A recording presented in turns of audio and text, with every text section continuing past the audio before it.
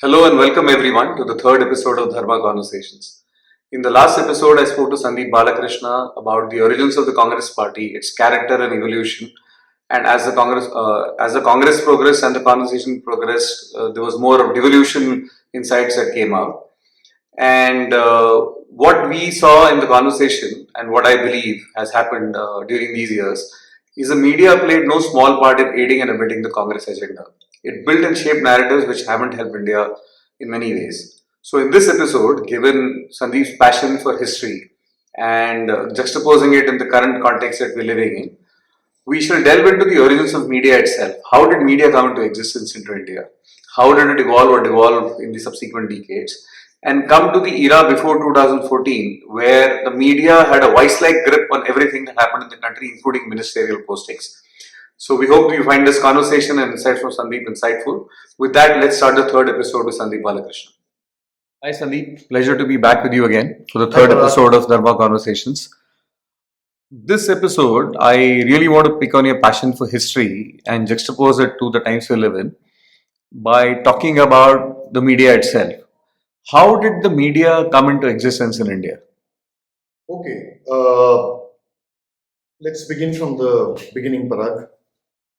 So, what we today call as media, in a generic sense, includes all forms of communication, publication, meaning print, television, and online, which is the internet.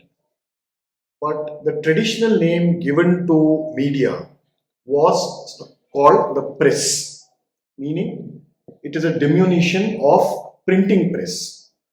Much of,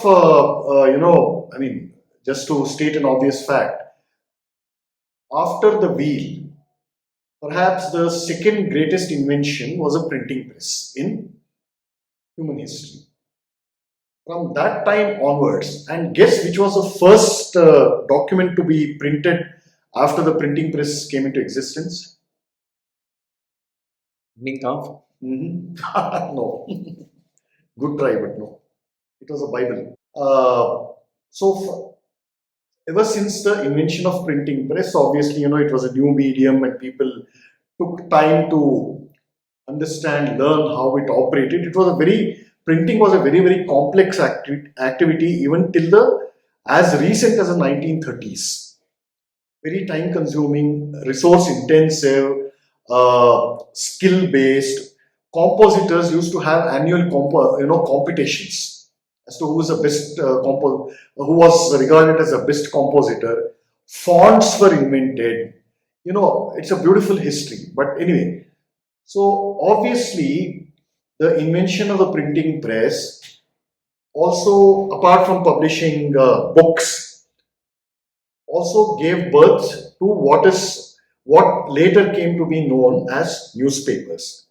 So from newspapers and then periodicals emerged, weekly magazines, fortnightly magazines, monthly magazines, quarterlies, annual issues. So things like that. I mean, the expansion was rapid because it was such a virgin field, and there was almost an unlimited scope in which you could express your creativity and use it for different endeavors. And printing itself, newspaper itself became a separate industry, a viable commercial business enterprise. Now that said, as far as India is concerned, the first known or the first recorded newspaper is something called Hickey's Gazette, which was published from Calcutta. This man, Hick or Hickey, he was an Irishman who was in service of the East India Company or one of its offshoots, and he operated largely from Calcutta. The speciality of Hick's Gazette was to publish all sorts of salacious, scandalous, and sleazy gossip related to the misdemeanors and illicit sexual affairs and embezzlements conducted by the highest echelons of the officialdom of the East India Company. Which is pretty much the newspaper today. Yes, what later came to be called yellow journalism and tabloid journalism. This was the original avatar of the Hickey's Gazette. So that is the first recorded newspaper as far as India is concerned. But even before that, even before this official newspaper was published, remember it was published by a European, Irishman. Now, even before that, the first ever appearance of the printing press was in the domain of the Nizam of Hyderabad. Now, by that time, Nizam of Hyderabad had pretty much ceded his entire kingdom to the protection of the East India Company, the British government. So, it was a protectorate, also known as a princely state or a native state. Now, the way the princely state was controlled by the British was through appointing a resident, meaning this resident would sit next to the king or the Maharaja, or in this case Nizam, and he would have his own group of Englishmen who would pretty much monitor the princely state, whether they are sufficiently loyal to the East India Company, whether there are no malcontents brewing, whether there are no elements of revolt and rebellion and plotting and conspiracies are hatching. This was pretty much their job. In a very innocuous word, resident. Yeah, resident, British resident.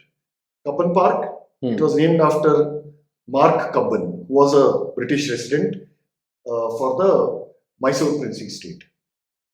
And things like this. So this resident, he kept bragging with the Nizam about all the rapid technological advancements that were happening in Europe at that time. And that era, especially, the steam engine, the spinning jenny, loom, locomotives, it was an era of rapid technological advancement because newer discoveries were being made in science, and technology is nothing but applied science. So that one and a half century, the later part of the 18th century till the mid of the 20th century, more than 150 years. So that was a period of truly innovative, ground up technological breakthroughs. So this man was bragging about all those advancements in Europe to the Nizam. And the Nizam heard him out, he was duly impressed.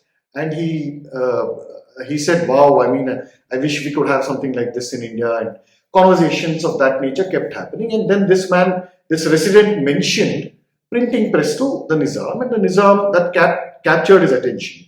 And he said, look, my friend, I've been so nice to you. The other function of the resident was to collect revenue from the princely states. So a lion's share of the revenue would go to the East India Company's treasure chest.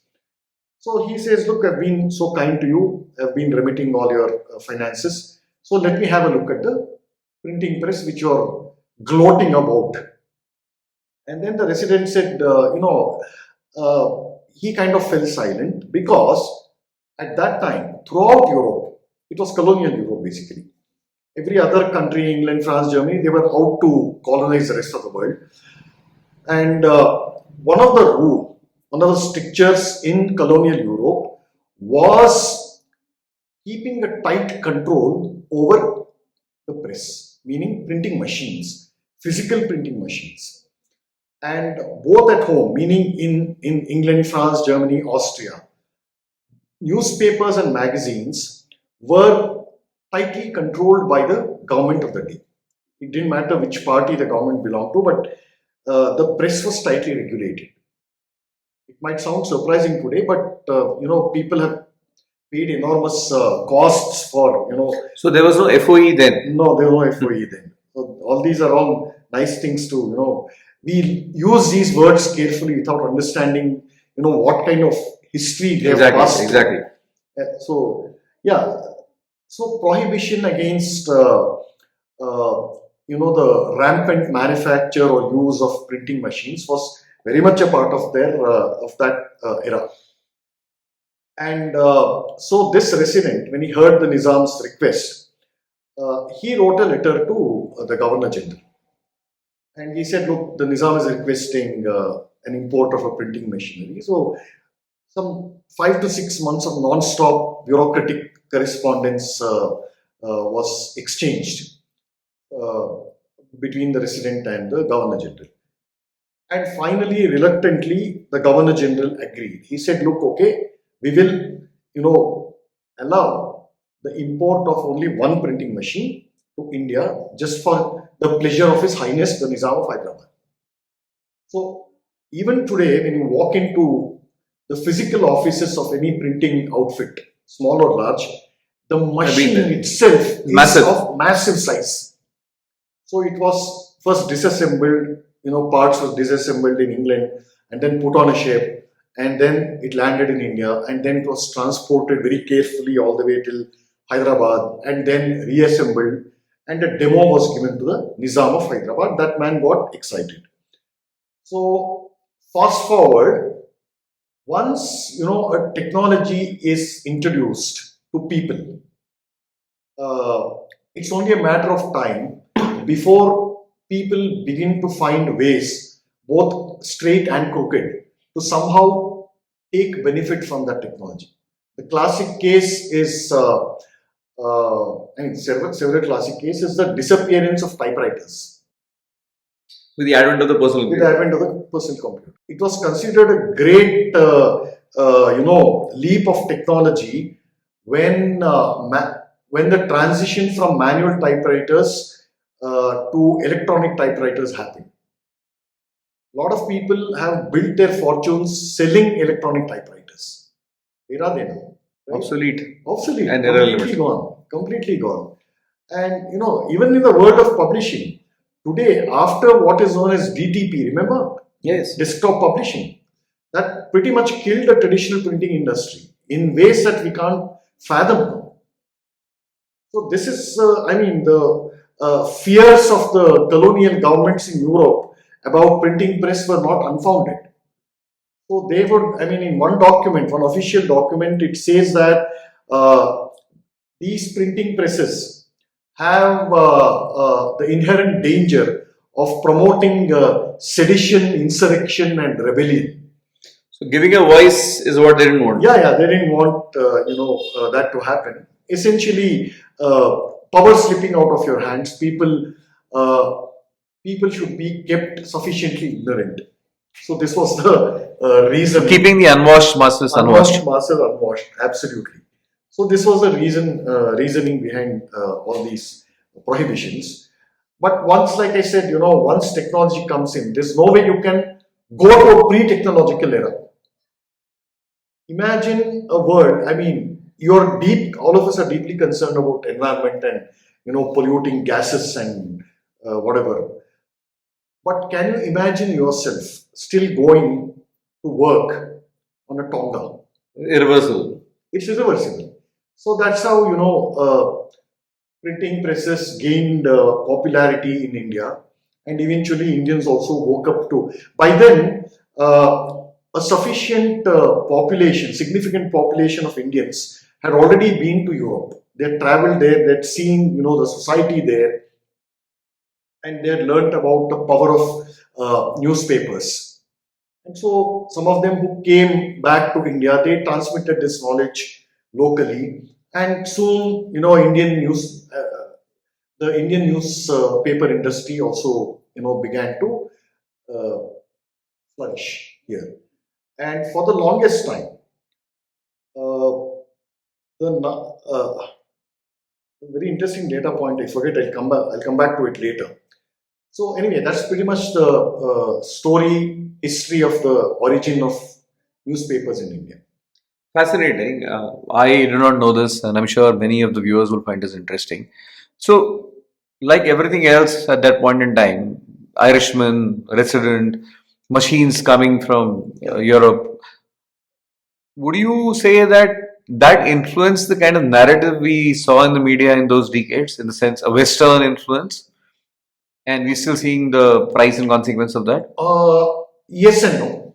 You can't frame it quite like that. Now, the growth of the English newspaper, both in terms of number and output and quality and the topics published, that and the growth of media or press, newspapers, periodicals in Indian languages. I don't call them regional languages, they are all Indian languages. So the growth of the press in regional languages almost were on a parallel track. Growth was pretty much simultaneous, but the English newspapers back in those days, remember the important context here is the context of history. Be it English newspapers or Indian language newspapers, they operated under a alien oppressive colonial regime. This point has to be kept in mind at all times when we are discussing this topic. Indian language, English newspapers in the pre-independence period, they were broadly classified into two categories. One, which were pro-British, and the pro-British newspapers were dominated by a class which has pretty much vanished from the Indian society today. This was the Anglo-Indian class. Most editors, journalists, people who had a say in these running these newspapers were predominantly Anglo-Indians. They decided the agenda and they were staunchly pro-British. So this perhaps played a part in the Western narrative, Western I'll come to that. And the other category was what were then known as patriotic or nationalist newspapers. I emphasize that word. They were called patriotic newspapers. People who, papers which supported the freedom struggle, which ran campaigns against various operations committed by the British government and so on. On the other hand, a majority of newspapers published in Indian languages were almost 100% nationalistic. And the word nationalistic is now back it in has the become a dirty word after independence. Okay. You see how it goes. We'll touch on those topics as we go on. And then and now. And then there was this class of English educated people. While they were patriotic and nationalistic, and they hated the British, their English education, their formal training, their formal education built a certain sense of admiration towards British rule, which they believed, genuinely believed, was a benevolent force for the growth and progress of India. Topping this list were people like Gopal Krishna Gokhale, Firoz Shah Mehta, Mohandas Gandhi. All these people genuinely believed that the advent of the British or the colonial British government had the good interests of India in their heart. So we have a lot of those belief systems even now. Yeah. So it's a complex mix. So you can't, we can't generalize saying that this was majorly had a Western influence. No, history is a little more complex than that. And at the same time, you took some names like N.K. Gandhi, Gopal Krishna Gokhale. We also had some brilliant nationalist patriots like Lokmanya Tilak. Yeah. I think Kesari was his publication. Kesari was his publication. Savarkar too had his Savarkar Swatantra V. I can't remember. Yes, he had a publication. Godse he was editing a magazine, small local magazine. Now, that is the other thing which most people know. It's unfortunate that our textbooks don't teach these things. Every freedom fighter, it doesn't matter how great or small these, he or she was, they had cultivated a lifelong habit of regularly writing for newspapers. Either they ran newspapers on their own or they contributed to various journals and newspapers and magazines. And after independence, the breed of politicians that we got, this culture completely vanished. when you sit and write, you organize your thoughts. There is a slow, deliberate process when you sit down and write. That culture completely was destroyed after independence, which is pretty And this is when they did not have an army of ghostwriters like some people have today. No, it's futile talking about the current breed of politicians. It doesn't matter which party they belong to. Agree. Yeah. No, all I meant is it was original, independent, genuine thinking Yes. produced in the form of writing. Yeah. And they were prolific writers. I mean, Gandhi was one of the most prolific writers. Forget what he wrote, that apart. But that sheer discipline of sitting and writing, organizing your thoughts, structuring them, and so that there has to be a basic standard below which you should not fall. So our people of those days had this. That's gone. Anyway, so what is common between the overall Indian media scenario, both pre-independence and post-independence, is that the minuscule numbers of English language media and the almost a torrent of newspapers and magazines produced in various Indian languages. The numbers are Zameen Asman Ka Farak, actually. The combined circulation of all Indian English newspapers put together, even today and since the longest time, will not be equal to the highest selling Hindi newspaper. Which actually is Just measured in terms of pure numbers, arithmetic. Uttar Pradesh alone has 25 crore people, which makes it the 6th largest country in the world measured by population. Uttar Pradesh alone. Now 26 crore. Imagine a Hindi newspaper, the best-selling Hindi newspaper, which captures, say, 30% of this market share. In terms of sheer numbers, tell me how much is it? 7.5 crores. Massive. So, what strikes me is that in spite of all the brouhaha and optics that the urban Indians watch, believing that English media is the arbiter of influence, clearly from those times till now, it is not the case. Not arbiter of mere influence. They used to be arbiters of truth. Arbiters of truth. Because Or so they considered themselves. I read this somewhere that Indians for the longest time believed that the printed word was the right word. Yes, So I think that played a big role. it played a big role. Not just Indians. This was the belief throughout the world. Okay. A lettered man. Some solace, but yes. So a lettered man, a cultured man is one, who they gave primacy to writing, to the printed word, to the written word. So, anecdote that struck me, we'll come back to this. From the arbiter of truth, like you said, I remember this photo circulating. Okay, let me name her. I hope I'm accurate. I think it was Suhasini Haidar. She and another well-known journalist were posing right outside the PMO, as in right outside the room.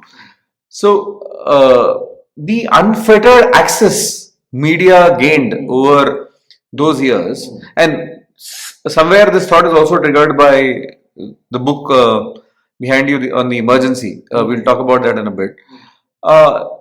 And we don't see that post 2014, where no entourage accompanies the Prime Minister anywhere.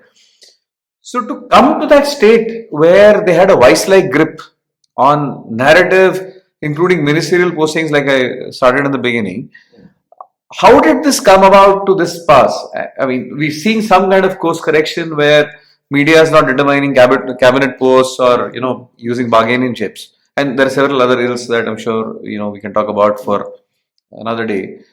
But how did this? How did the media come to acquire this cloud? Does it go back to again, quid pro quo? I fatten you with awards, and then you make sure the narrative is set, or what led to this complete vice-like grip? So there are several factors at play. There is no one one single contributing cause to what you mentioned about the media having this kind of clout. Now, when you go back again to the initial years, early years of Indian journalism, what you see is that unlike in other countries, unlike in Europe or say even in America, uh, Indian journalism or Indian press, Indian media was a subject race. Say that again. Indian media, like Indians, was a subject race. So we were not free at all. Just like Indians were not free, Indian media also was not free. So you had to, they were operating under extremely oppressive and stifling circumstances. A lot of people have taken media freedom for granted today. It was not the case for more than a century. Now, even today, let me give you a real life example how this works. There is a law called the Newspapers Registrations Act or something. This was a colonial law passed in the 19th century. And it still exists. It still exists. Even today, if you want to start a printed publication, there are several permissions that you have to take. You have to approach the police commissioner. Until recently, you had to approach a local magistrate. I think you still need to do that. So there are several layers of permissions that you had to take, and at many levels, it was all it needed for, let's say there's a bureaucratic chain, hierarchy up to 5 levels. Starting from the lowest level, at any level in this hierarchy, any official could strike it down, and your permission to start your publication would be denied automatically. So this was the conditions under which they were operating, and then every copy of every publication, be it a daily newspaper or a periodical, every copy had to be compulsorily sent to several government offices, to a certain designated official For a preview. After it was published. Okay. And some bureaucrat, if he thought that some passage or some line or some sentence was deemed offensive or deemed seditious, he could revoke the publication, stop it arbitrarily like that. Classic case is something called Mysore Press Bill that was enacted in 1916 or around that time. There's a huge outrage and protests were taken out here in the state of Mysore. So, I mean, it is a period of enormous luxury we are living in actually. And exactly, and the narrative that is being peddled is, there is fascism and there is no control. We'll come to that. But so, what does this history show? What it shows is that, and yet, in spite of these, strangulating restrictions, we have had a glorious legacy in which almost all Indian language newspapers was fiercely patriotic. When we use these terms lightly, so it is very essential to, like they say, choose your words carefully. Now, even in our textbooks, I'm really surprised at the casual way in which they mention certain episodes about certain facets about the Indian freedom struggle, that X was arrested for writing anti-British material. What do you mean anti-British material? The correct way of describing that is for publishing material urging for the freedom of India. Why is it anti-British? It is not anti-British. It is your right to remain an independent country that you're fighting for. And sadly, as recently as the last couple of days, we've had a replay of this, not the first time it's happened, where a journalist sitting from the Republic was arrested for reporting on Sandesh Kali. What was the violation? That's what I'm saying. No, nothing really changes fundamentally, and I'll come to that. So when you look at this history, what does it show? One, they have always existed fiercely independent, honest, transparent, truthful journalists with a spirit of genuine public service. All right. So it all begins with that. There is a common myth which says, which talks about press freedom and things like that. No, the press has never been free. The press has never been neutral in any country since its inception.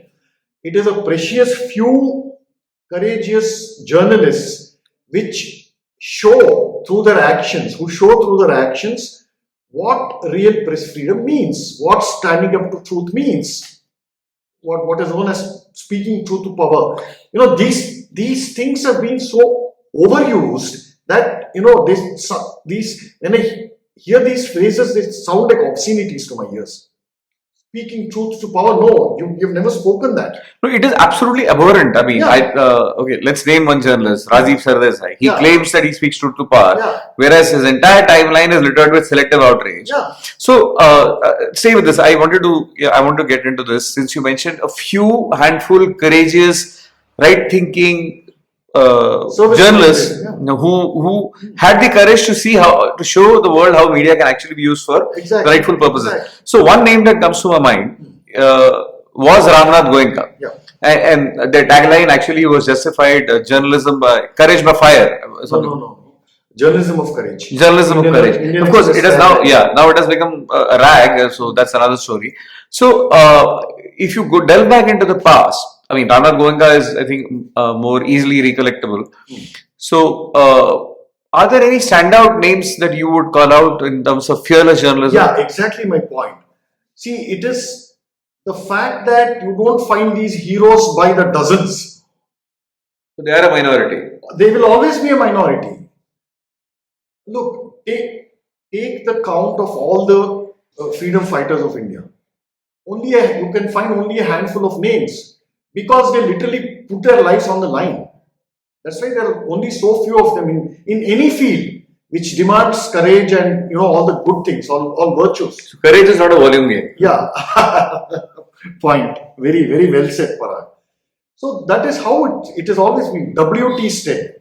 W.T. Stead. William Thomas Stead. Okay. So he was one of the exemplary, courageous journalists and editors. He used to publish a paper called The Review of Reviews. And very saintly man from England. He ran a series on a well-known abhorrent phenomenon that was staring at the faces of all Londoners in that time. He lived in the later part of the 19th century and he was one of the victims of the Titanic which sunk. Oh, was he? Yeah, okay. He was coming back from America back to England when he was on board Titanic when it sank. So this man, he ran a series of articles in his newspaper which exposed underage prostitution in the street corners of London. Remember the timeline was late 19th century. At the height of British colonialism of the rest of the world. This was happening in their own backyard. So it has been a festering society since long back. Today it's actually worse. So underage prostitution. And it became such a sensation that his papers were confiscated and he was put in jail. Then he bounced back, he came and he wrote to himself during his time in prison to seek moral courage for himself to overcome this ordeal. I mean, these were giants. This man, he traveled to America and I think he met Bear Stearns, one of the legendary media moguls of America. And that he was a very arrogant man, rich capitalist of the, robber baron of that era in America. He met Stearns and he said, I have traveled all the way across the Atlantic to America to see if you have a conscience. Fantastic. These were rare. This is journalism of courage. All right. So, how many W.T. Steads can you find in the history of journalism? Handful. No wonder only Titanic could stop him. Yeah, good. Yeah, nicely said. So that is one. Then you have this lady called Ida Tarbell. Say it again. Ida Tarbell. Ida Tarbell. IDA. Ida Tarbell. So this woman, not of too many, very modest beings. So she single-handedly went after, she was actually indirectly responsible for the breaking up of a company called Standard Oil. Rockefeller. Remember? Yeah. Standard Oil was a Google of that era. Complete monopoly over oil business. She went after him in a series of 20 articles, exposes basically. In the end, what used to happen?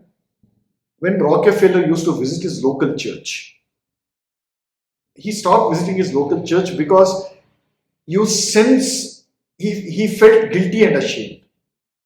Church is essentially a congregation. So when you go there, each time you walk in, you observe how people look at you with utter disgust and contempt. And the gaze tells it all. And the gaze tells it all. You feel unwelcome. Somehow, sorry, because I brought up Ramnath Goenka. I think his power of journalism also undid an empire. I'll come to him. So, and she was labeled as a muckraker. But anyway, she brought down this company. I mean, that's a long story with many different elements, going into it. But her journalism was a big contributor. So again, sheer power of journalism. Yeah. So sheer power of truth. That's truth, actually, truth, not journalism. Sheer power of truth expressed in words.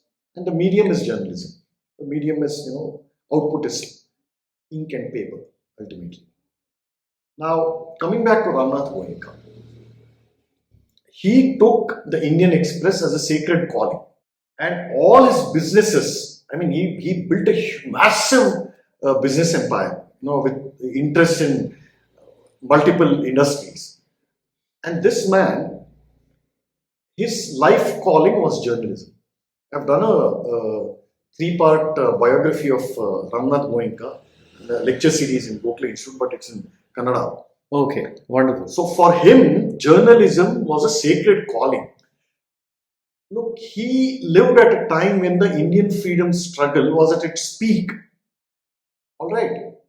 His journalism and his freedom struggle were inseparable. They fed into each other. He saw it as a sacred calling. He was a participant of the Indian freedom struggle.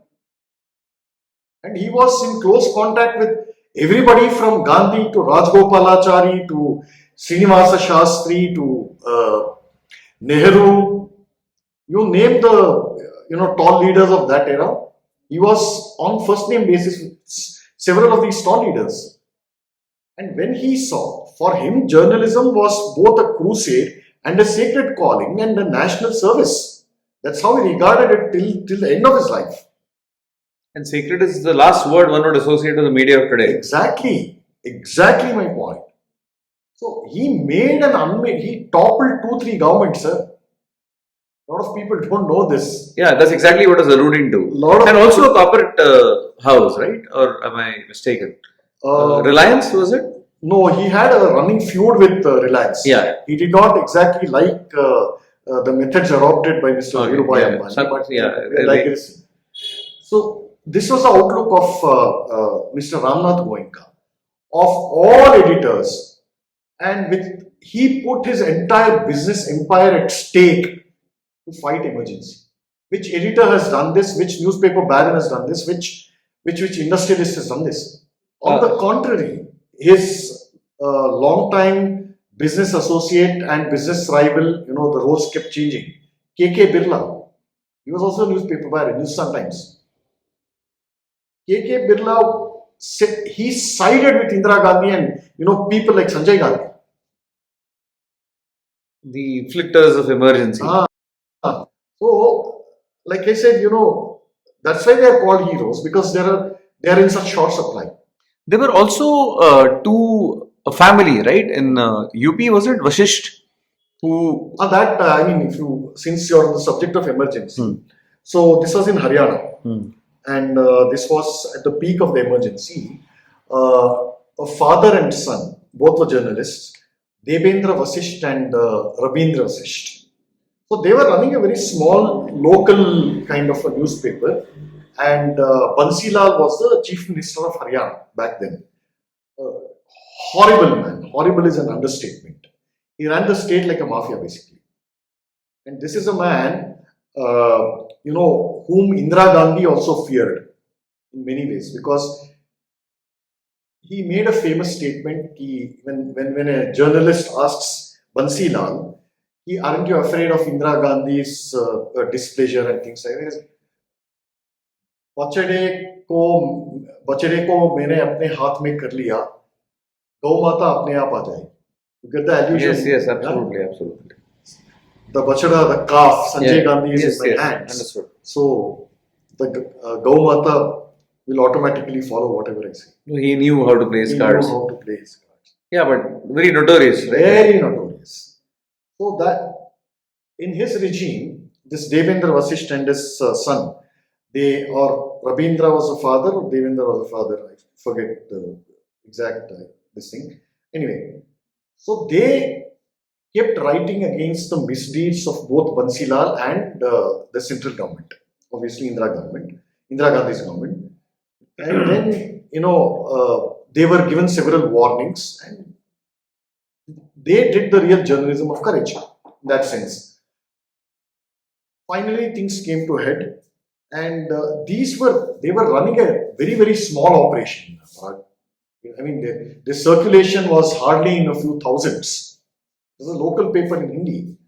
Then one day, what happened was, the power was cut off to their office and their home.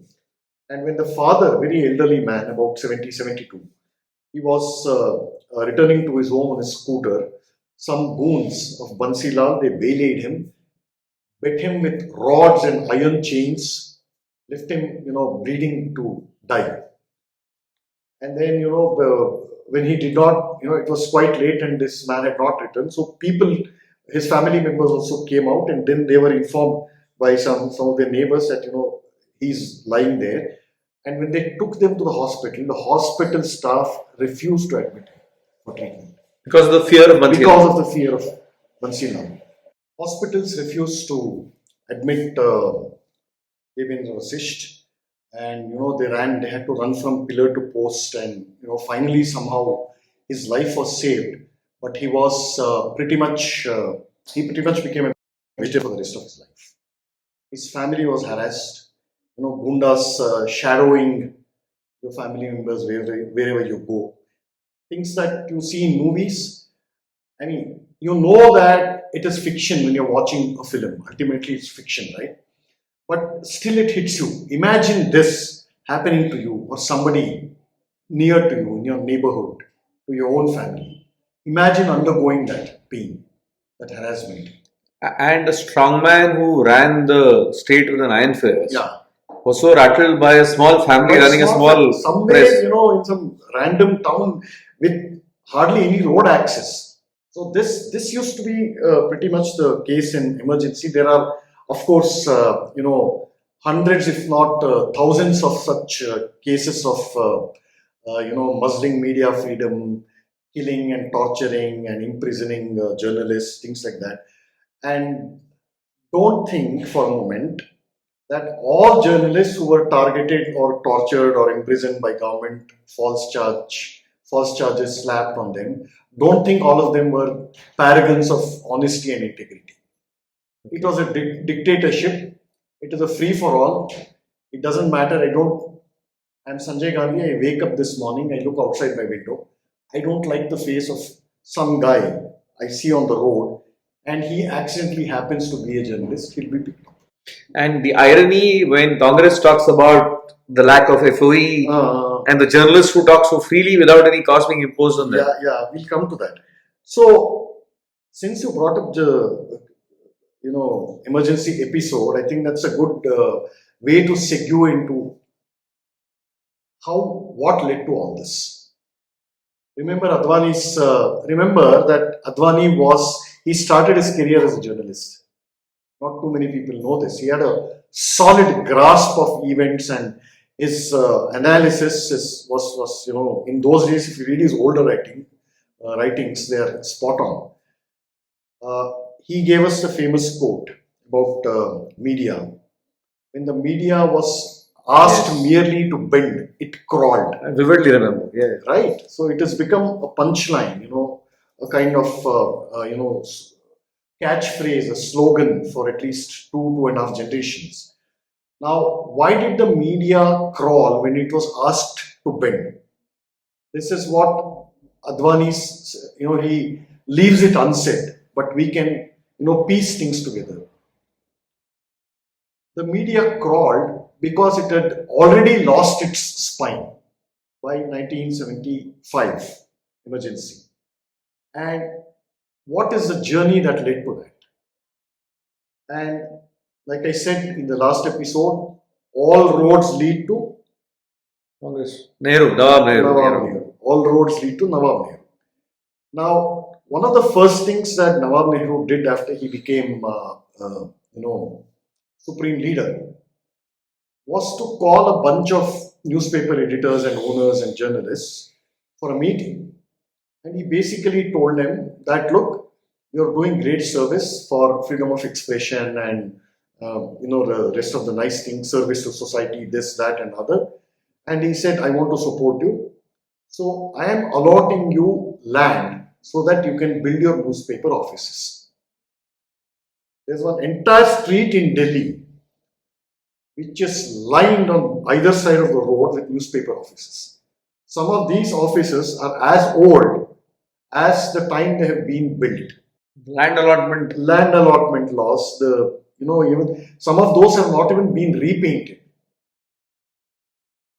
Nehru gave them all that land. So this is a very nice, smart, tactical, tacit move. Yeah, Saying, long-term quid pro quo. vision. Now, you have I'll take a random name, some Varghese, okay. He writes his autobiography as if it is, something to be proud of. And he went on a government-sponsored trip to view the building of the Hirakud Dam. It is still one of the largest dams in India. So the Nehru government sponsored this trip to report on it. What do you mean report on it? What do you mean report on it, boss? Paid journalism. Paid journalism. All right.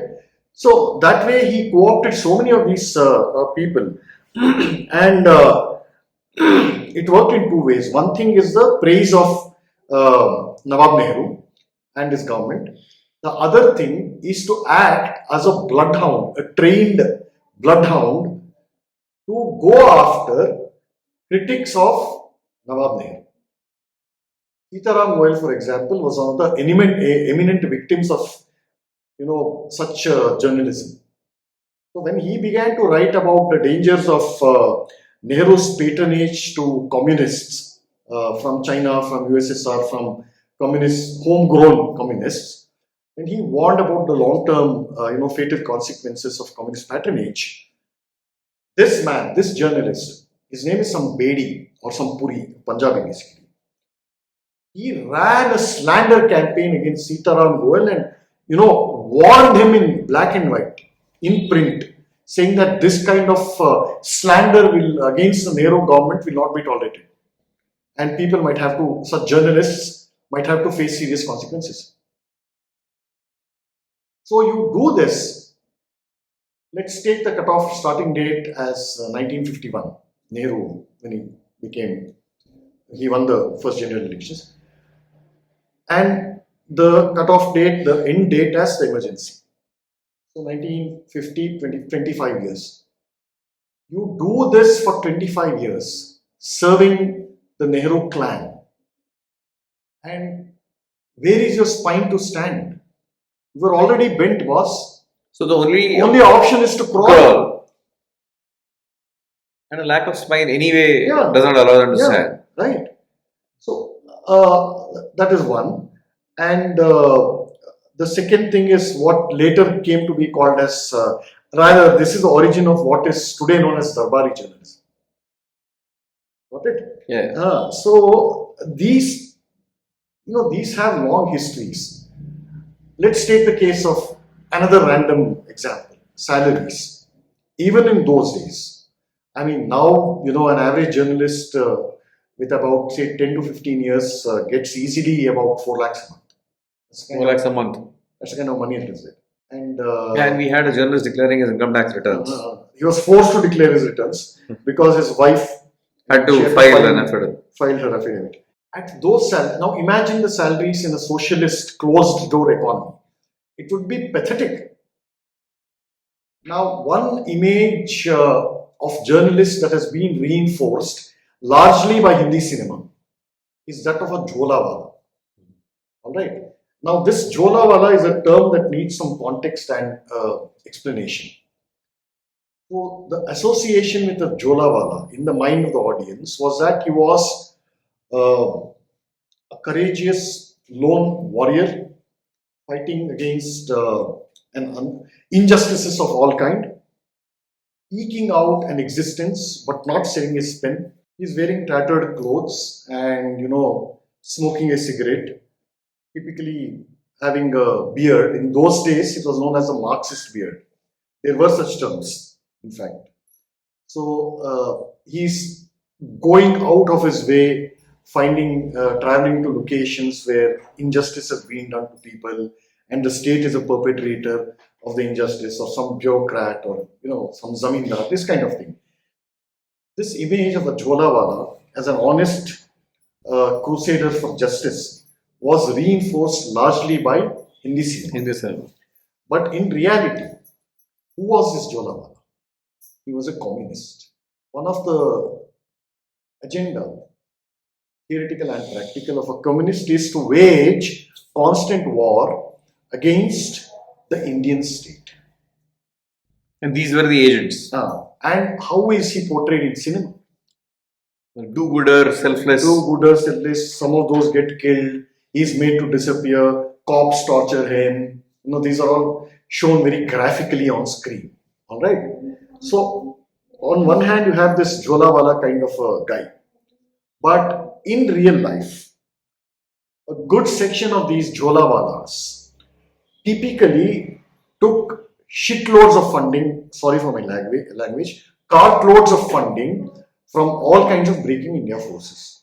From Russia or the communist parties or China. Typically, these people were on the payroll of some other NGO, foreign funded NGO, or some other breaking India forces. I mean, there's enough and more documentation.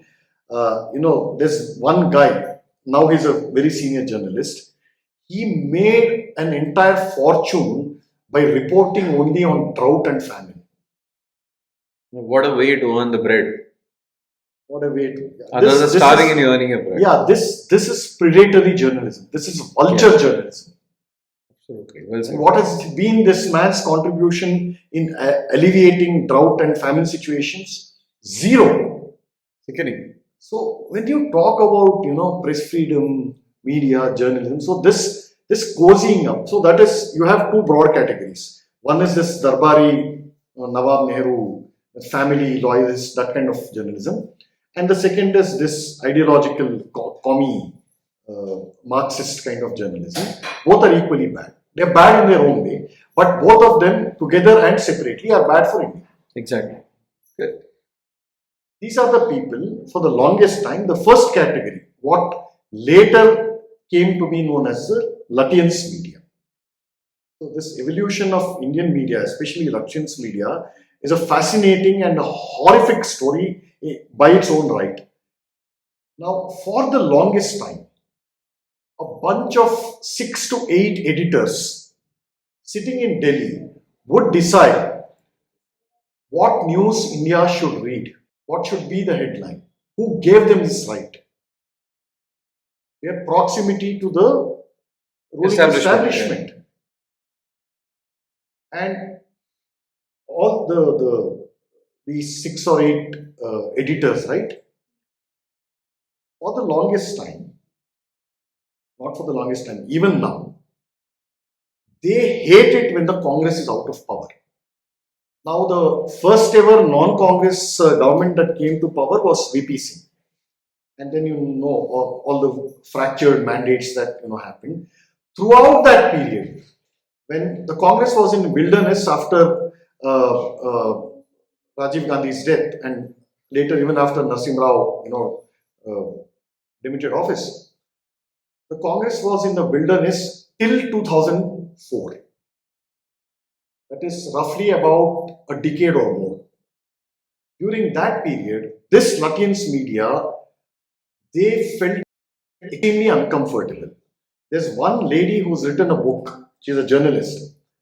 And there she says, she laments the fact that when Mr. Deve Gowda was Prime Minister, he changed the paint or the curtains or something in these plush Lutyens bungalows. And she hated him for that reason. Gaudy, rustic, uncouth, uncultured in their view. Yeah. How dare these people, a village boy, occupy this and high seat, ruin what we consider as beauty. The entitlement. So this is why they hate it when Congress is out of power. So this is the reason Lutyens media hates any non-Congress formation, and even within the Congress formation, non-Gandhi. When a non-Gandhi is a prime minister, they hate it, and there has been only one non-Gandhi as a non-Nehru as a prime minister, which is Narasimha Rao. I will tell you a real life anecdote about this period when Narasimha Rao was India's PM. One high-flying editor, Lutyens editor, but he used to live in Bombay, if I'm not mistaken, but very much part of the Lutyens club. The deracinated Oxford, Cambridge educated, Oxbridge educated guy, whose hearts and sympathies lay more in the Anglosphere than in dirty India.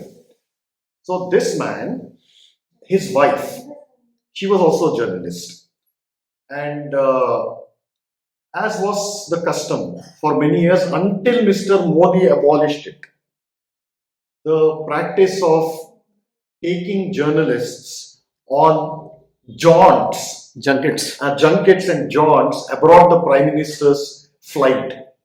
It was a practice that began, I think, with either Indira Gandhi or with Nehru. Anyway, with the Nehru Parivar itself. So, this great editor's wife, she applied to go. I mean, there's a system for application, an elaborate bureaucratic process that goes behind that. Some of this work gets done through a phone call, if you know the right people. So she applied, and she described herself as the editor of a Urdu newspaper. And that application and letter landed on the desk of P.V. Narasimha Rao's PS. And he didn't have to read the letter. You see the name, right? And he knew her very well. She was part of press briefings and this man was a veteran civil servant. And he knew her from many years. He said, "Ye kab se Urdu journalist ban gayi?" Oh, so she had no clue about Urdu. "Ye kab se Urdu editor ban gayi?"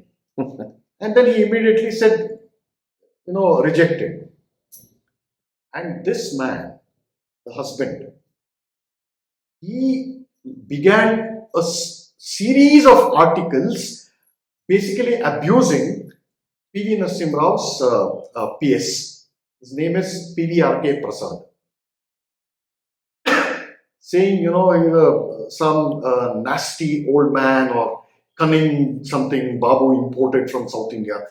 The amount of vitriol that this great editor come journalist, hurled on almost on a daily basis against Narasimha Rao is incredible. You can read it even on the pages of rediff.com. Their archives are still there.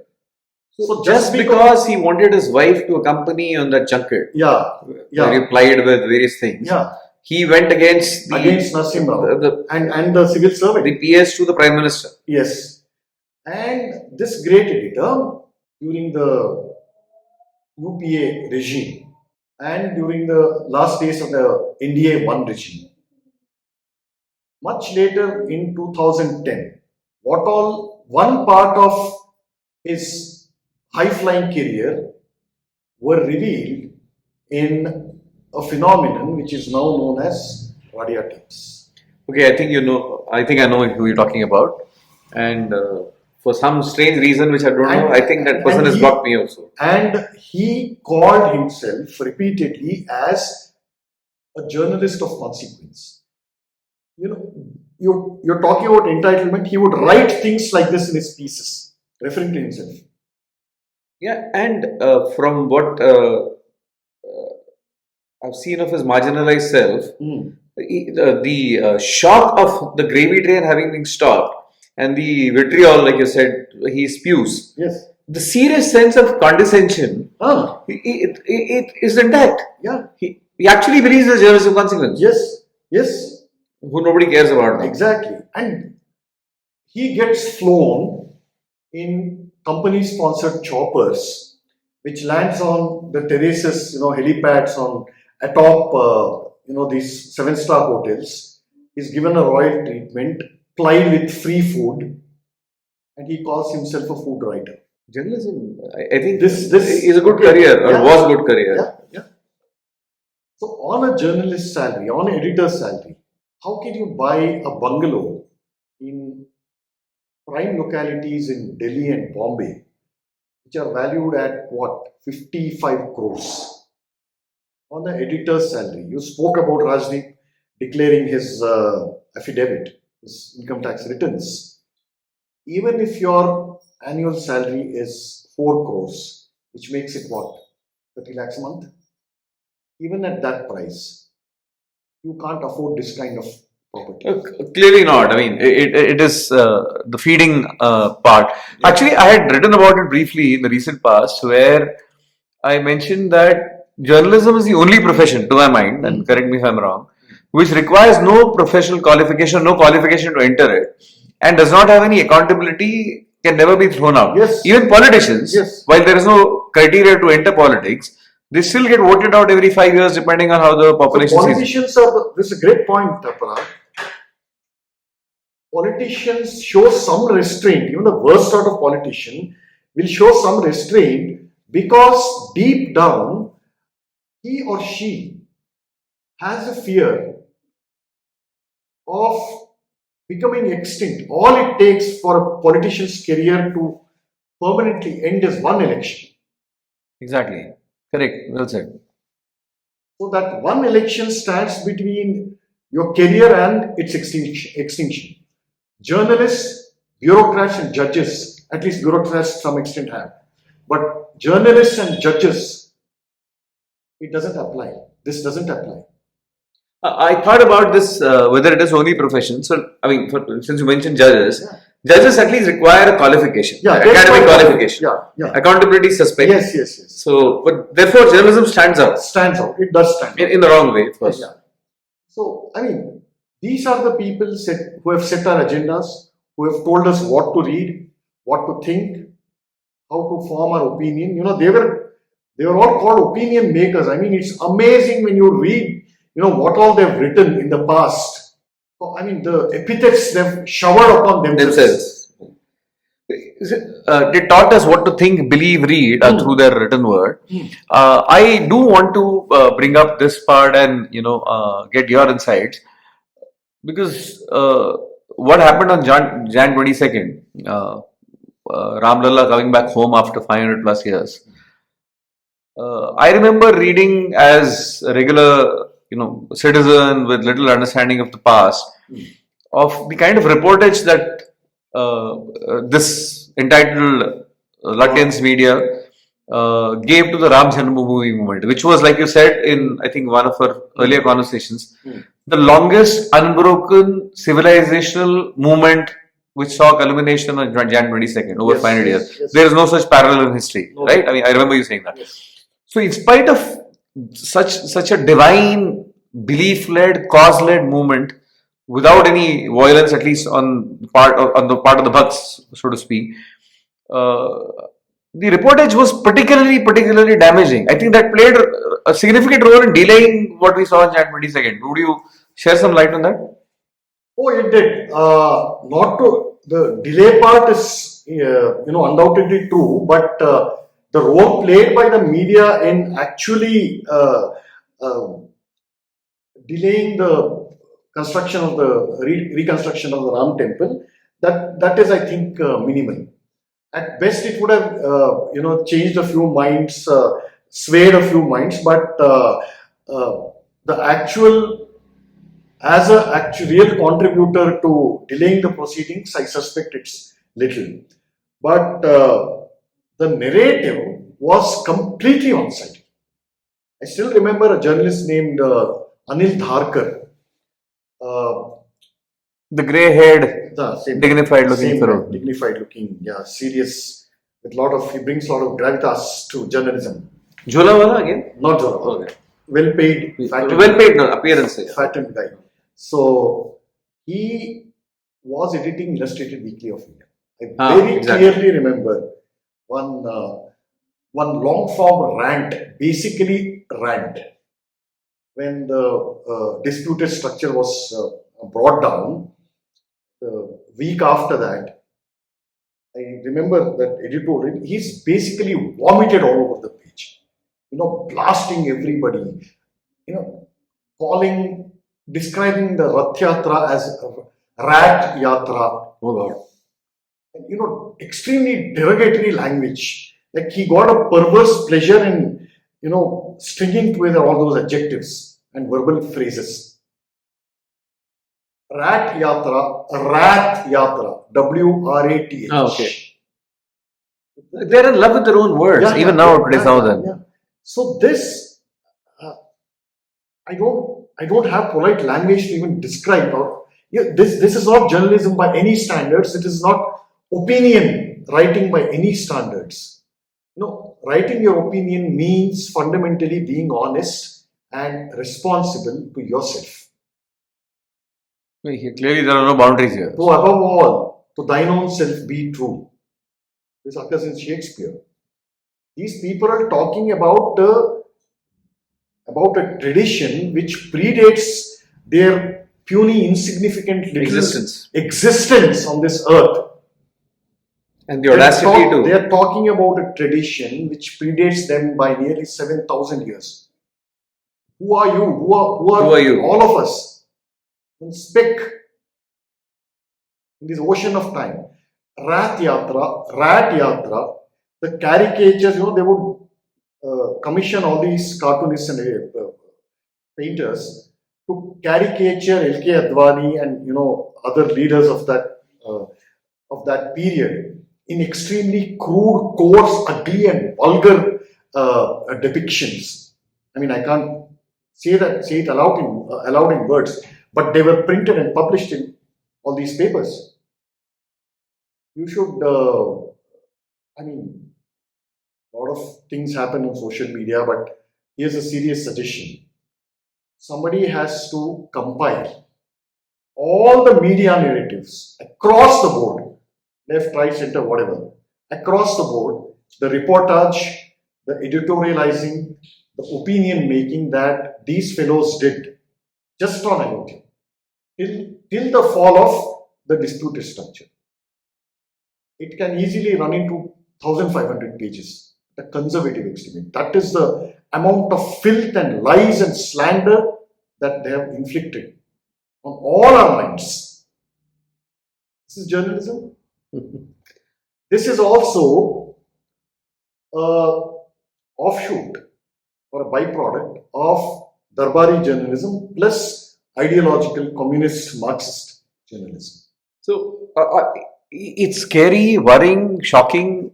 One more example before I forget, but not in connection to Ram Mandir movement. I'll just give you another fairly recent example. This is as recent as the Gujarat elections of 2012, where Modi was running for his third consecutive time. One very senior journalist, he prides himself on his clipped English accent, very much a part of Nehru's extended family, not just Lutyens Club. His name is Karan Thapar. He writes in the Hindustan Times, by 2012, it was fairly clear that Narendra Modi would be the obvious and default choice of the BJP's prime ministerial race. So he writes in that, the closing sentence of his piece in Hindustan Times. Only a sudden removal of Narendra Modi can restore secularism and pluralism in India or something. And by sudden, he's alluding to elimination. Sudden removal of Narendra Modi. These are his words. No, so it implied a threat or a suggestion to do away with him? How do you interpret Exactly. this word? Sudden removal.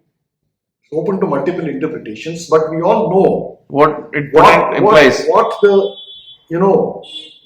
real implication is.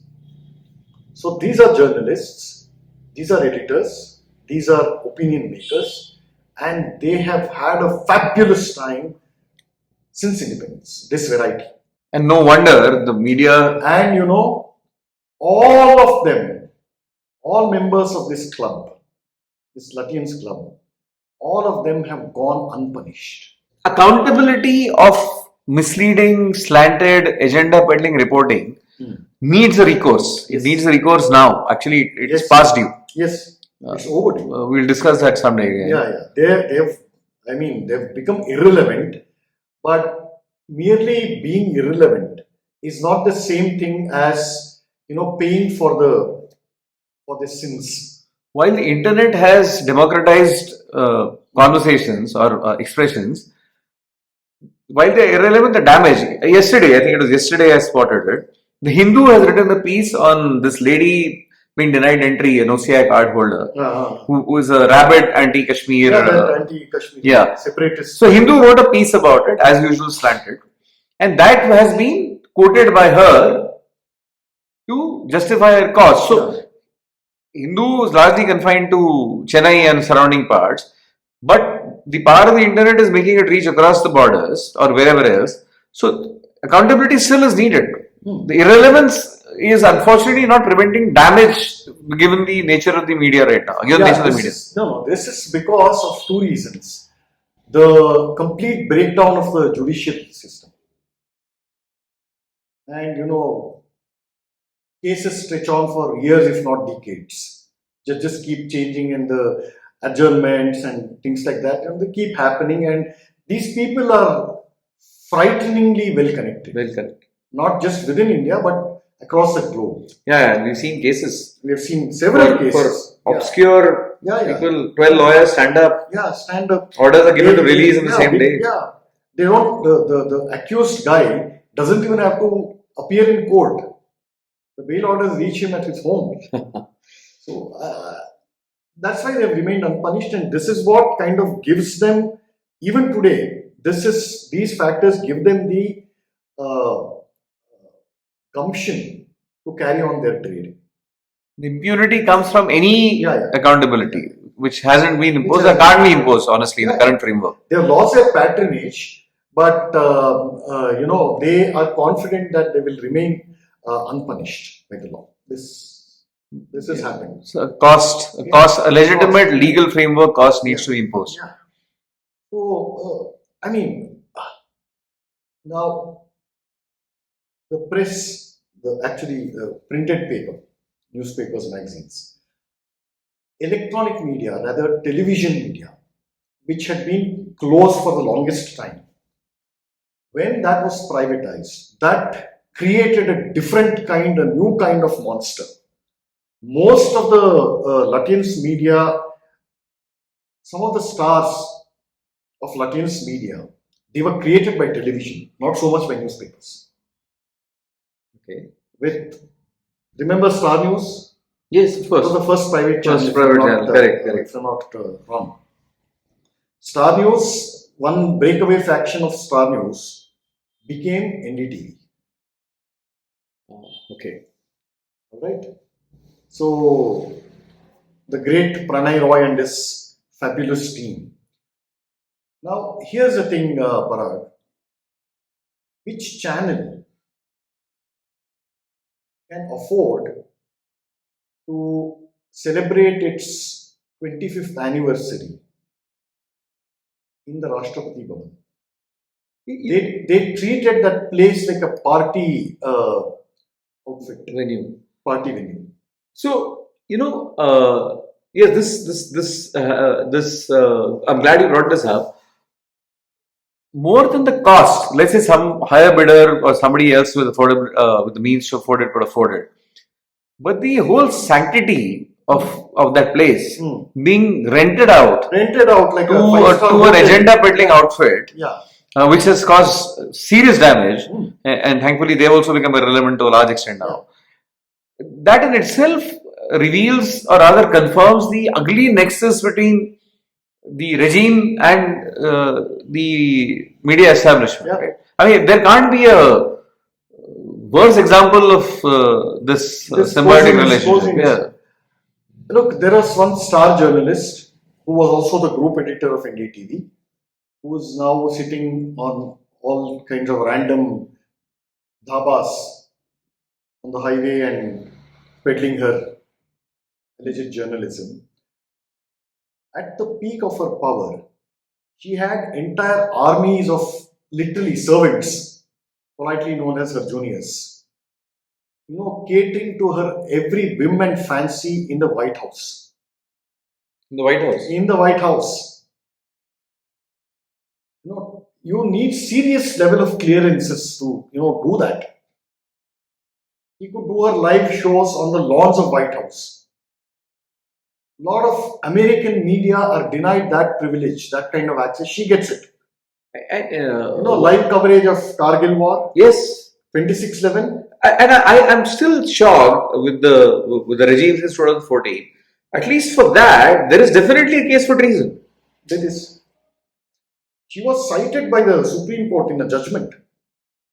On this count? On this count. On 26/11, her irresponsible journalism. Yes, so I think irresponsible I think this word has a serious problem. It is a very, very. It's an understatement. Exactly. It's an understatement.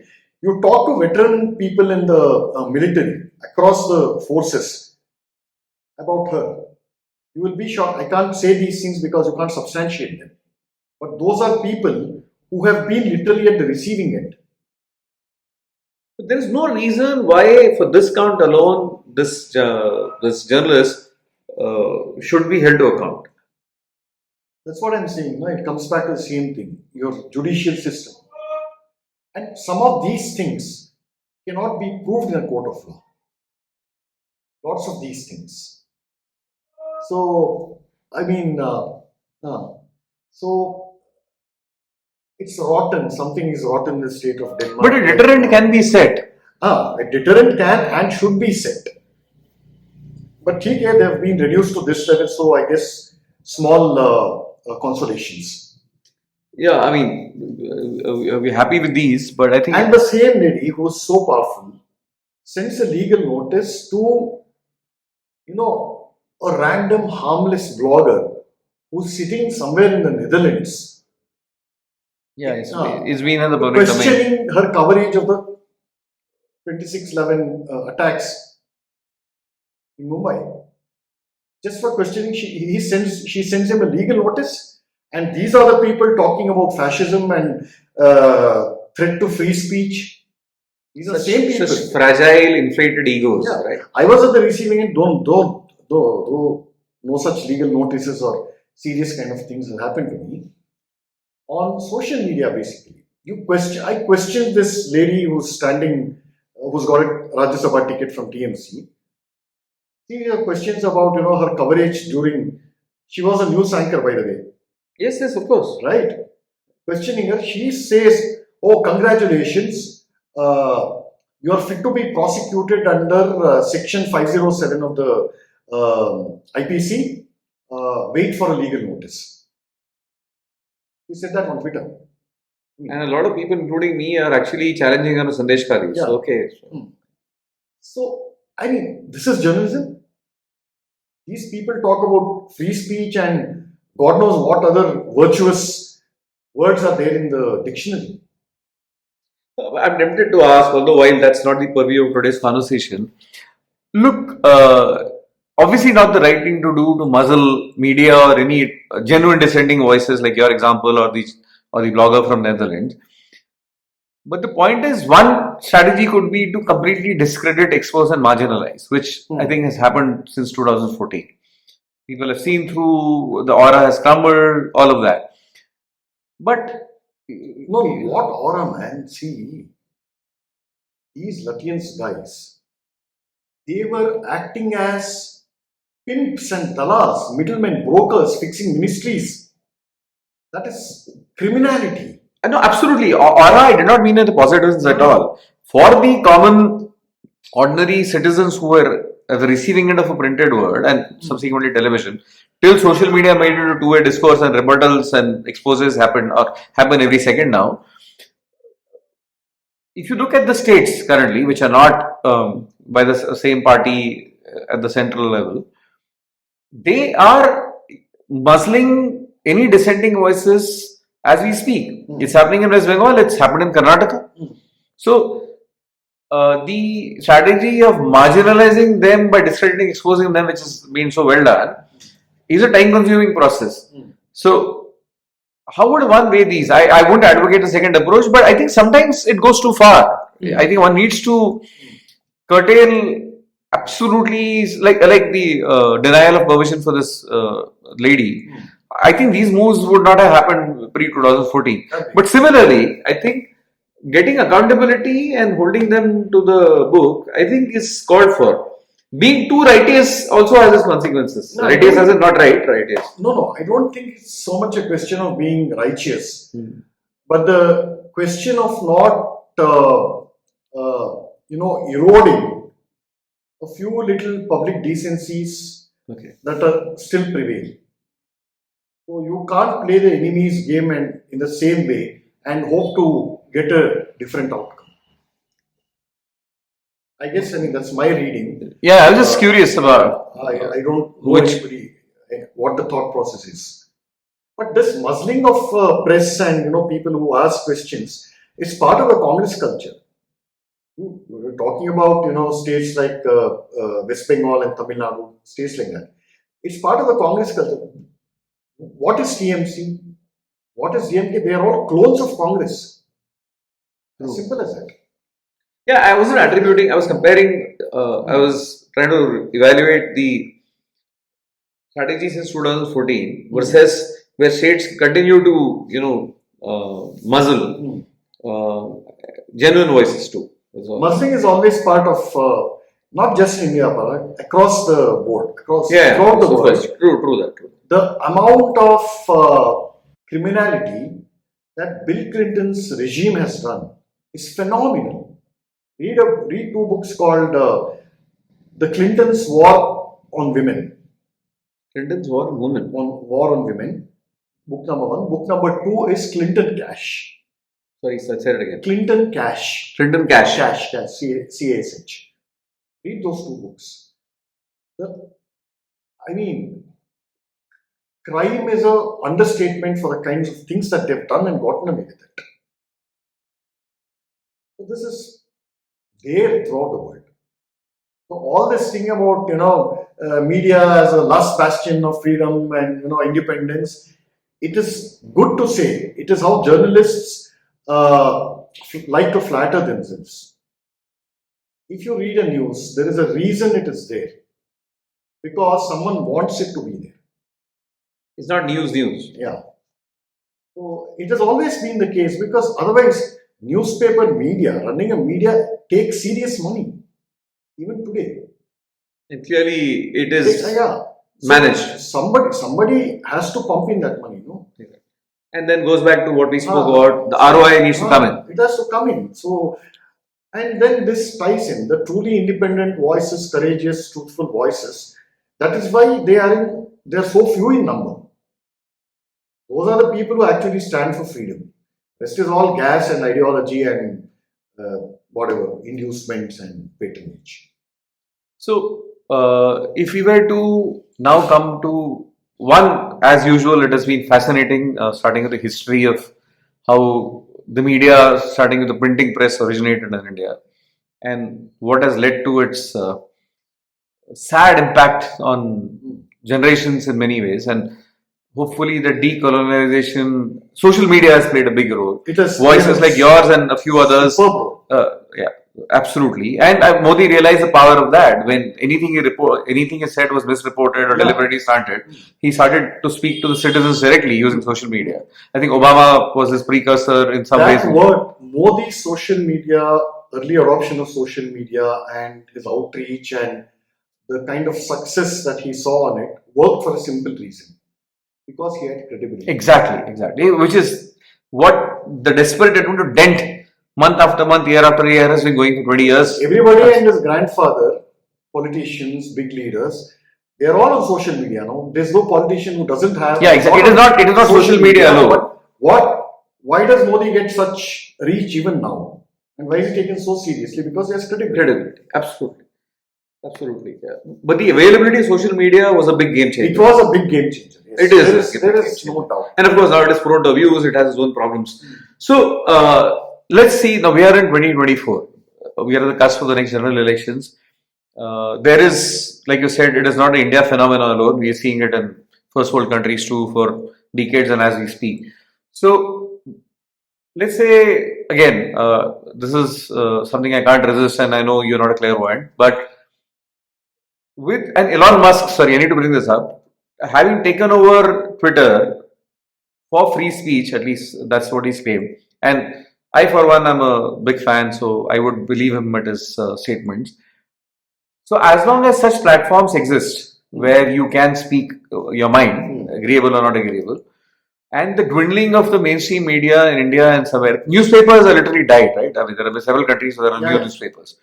So, how do you see this? One in India's context, let's say there is a change in the government and the Congress of Yore comes back to power, say 10 years later, hypothetical, hopefully it never happens.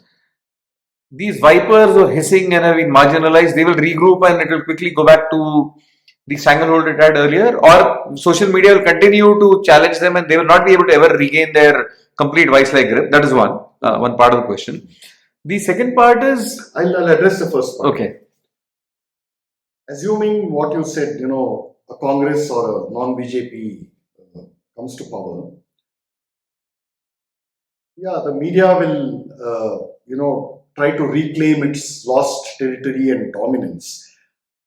But what I think will happen is that would lead to a phenomenon where India will literally break. It will cease to exist as a sovereign, democratic, united republic.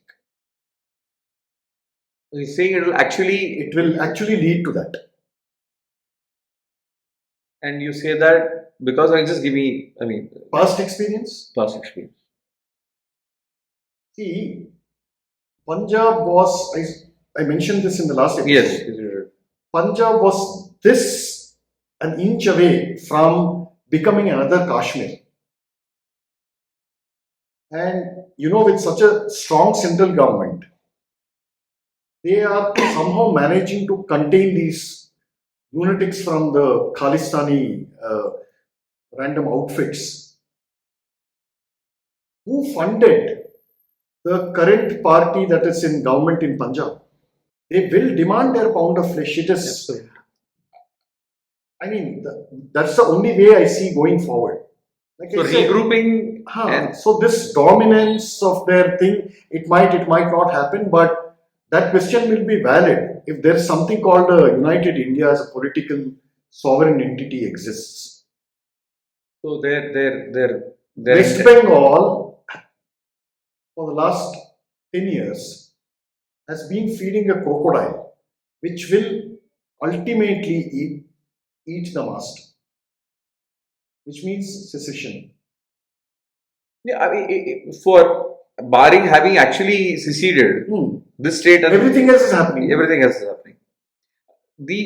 The call by an elected chief minister sworn on the Constitution of India to in the last state elections to actually tell the local police force to attack the CRPF. The Central Forces. They met up ED officials. Yeah, so that more current. Yeah. It is secession in play. It's already happening. So therefore, and it is being aided and abetted by the same sections of the media that follows the politics of Lutyens Delhi. So the power to damage. Look at the alleged coverage on Sandesh Kadi from the same jokers. Yes. There is a radio silence, and even check out the print's coverage on Sandesh Kadi. I have. Loaded, Yes, absolutely. They all form part of the same clique, right? including recently journalists converted to. And look at what is happening in Kerala, for example. Across the board, the media pretends as if Kerala is a land of milk and honey. Again, thanks to social media, there are several voices which expose the so-called Kerala model on a day in day out basis. Last stranglehold of commies. So, what I can infer or what I sense is, as long as they're around, and they will be, their power to do damage is probably one election away. Yes. Yeah, that is one. Yes. Second, again, going ahead into the future, since social media has changed the game forever, people are not in awe of the printed world over, including India. So even if there is a regime change, unless of course it affects one's bread and butter to speak, at least seek out your opinions, will mainstream media ever have the stranglehold it had in spite of a regime change? I mean, it's a. Okay, this is a very thoughtful question. My reading is that there is no such thing called mainstream media.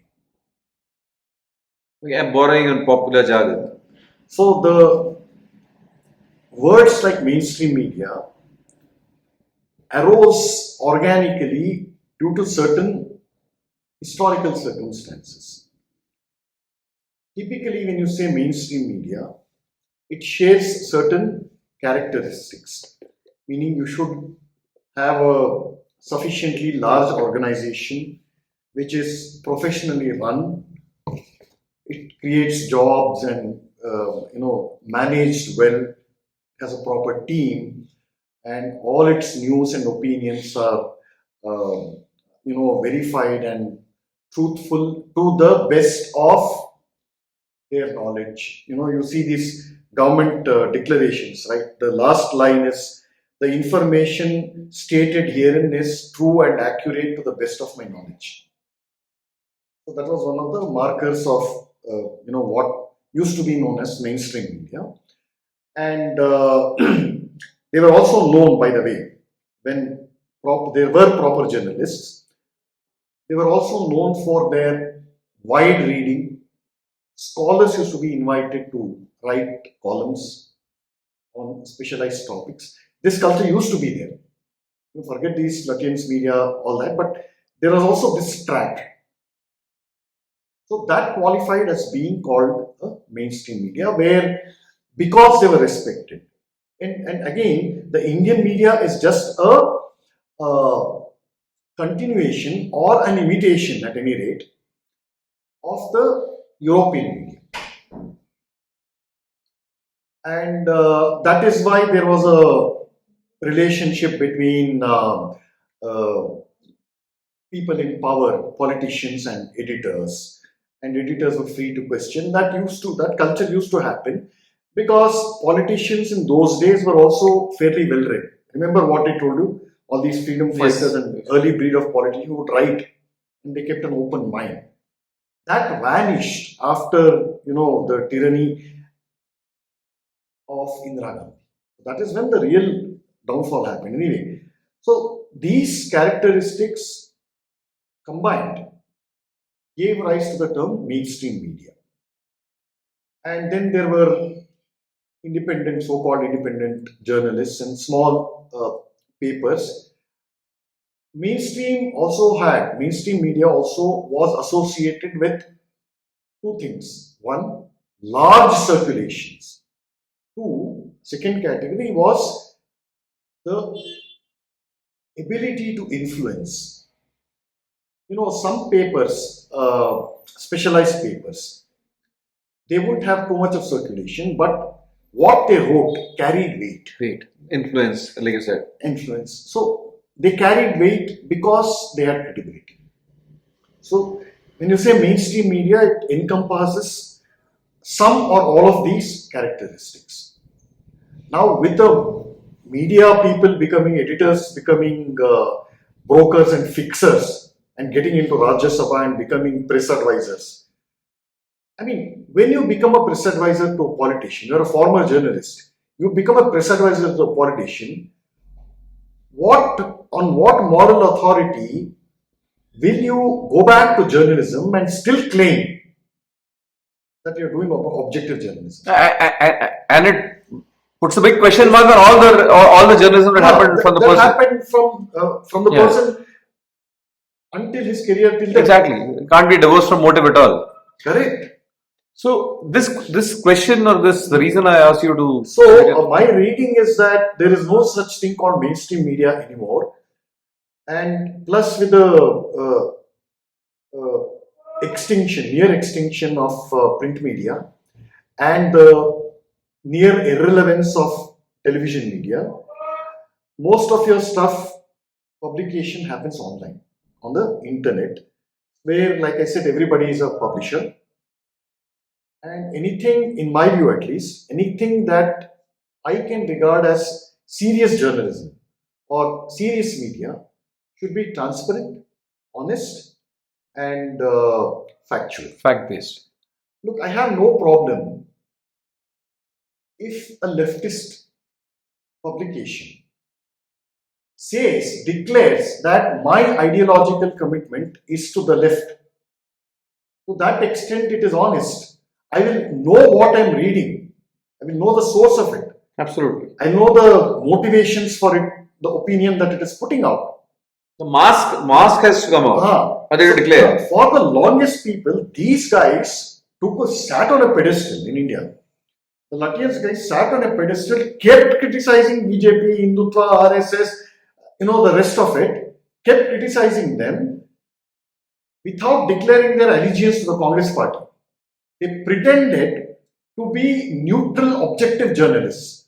Yet their criticism was wholly one-sided. No, true, and which is exactly why I think post 2014 in India and the advent of social media earlier, I think so. Okay, that last question to get you to speak on what do you think is going to happen in the future actually stemmed from hope, because we're seeing a world largely free of the ability of mainstream media, as you technically elaborated, free of their vice-like grip in many ways. So one can hope and the trajectory continues and that it is irreversible. That's what I would like to say. That era of a few media conglomerates, media giants with the disproportionate power and ability to influence large sections of public opinion is a thing of the past. Yeah, I think citizenry also is awakened. Yeah. Whatever they believe in is a matter of personal choice, but there is a certain awakening. They can independently verify information. Yeah, that is no longer the case. So, okay, I need to, go back to what, again, my admiration for Elon Musk. I think he said this, again, in the recent past, where he said Twitter will be I could be getting the words wrong, the fastest and the only authentic source of news in the future, because eventually it's people created, right? It's crowdsourced. So I see something happening in front of my eyes, I put out a tweet, or I don't know what the term for that in X is. I've always struggled. Post. Now it's called post. Post then tweet, now it is post. Yeah, tweet was unique. Yeah. Post can be on other platforms too. So I think in that sense, that platform and such platforms have a large role to play in completely marginalizing whatever of the mainstream media vestiges might be left in the coming years. So I think that's what I would like to believe. That's where it is. So Sandeep, with that, I think the whole conversation, and this has been one long conversation and fascinating as always. I think we started with the origins of media in India with the arrival of the first printing press, and again in very weird circumstances. Yeah. And they had the vision to stall it for the rightful reasons, and we saw what happened to that, to the upsurge in alternate opinions emerging, to how it was used by the ruling party for years in their favor, and again with a lot of vision, a lot of genius, I would say, to plant, and to the stage where they literally call the shots in the power centers or the corridors of power or North Block, whatever term one we want to use. And then came the sea change after 2014, where only the national broadcaster travels with the PM for any of his overseas visits. So they're everything. I don't think we've seen the last of them. So I think this perhaps calls for another longer conversation at some other episode. So with that, Sandeep, we shall conclude this episode, which was focused on the media in India and how media actually evolved globally. You covered quite a bit of that too. So thank you, Sandeep, for your time and for your insights. It's always enjoyable having such conversations with you on topics which alleged mainstream media will not discuss. On that note, before we conclude, for the longest time, there was an omerta or a code of silence in the media which basically said the media shall not speak about itself. You have written about I have this written too, about this long form I've done. and I believe that is also changing now, That is changed. which is good in a sense. If they're exposing each other or calling out each other, But former enemies are now pretty much, the swords are all drawn out. They're taking names. so let them fight among themselves. So great. So So thank you. I mean, you evoked a lot of insights. thank you, Sandeep. We'll be back again, everyone, with the next episode, episode 4. And we shall let you know what that episode is about when we have that released. So, for all those of you who've been following Sandeep, his passion for history, his ability to correlate to current affairs, like I said, I'm an avid student and it's been a privilege talking to Sandeep for all these episodes. Please like, share, and subscribe to the Dharma Dispatch channel. To my mind, it is doing generational work for posterity. At any point of time, if people want to refer back to what is the truth, because it is fact based, I think that is the repository that one should go for. So thank you everyone, and look forward to talking to you in the next episode.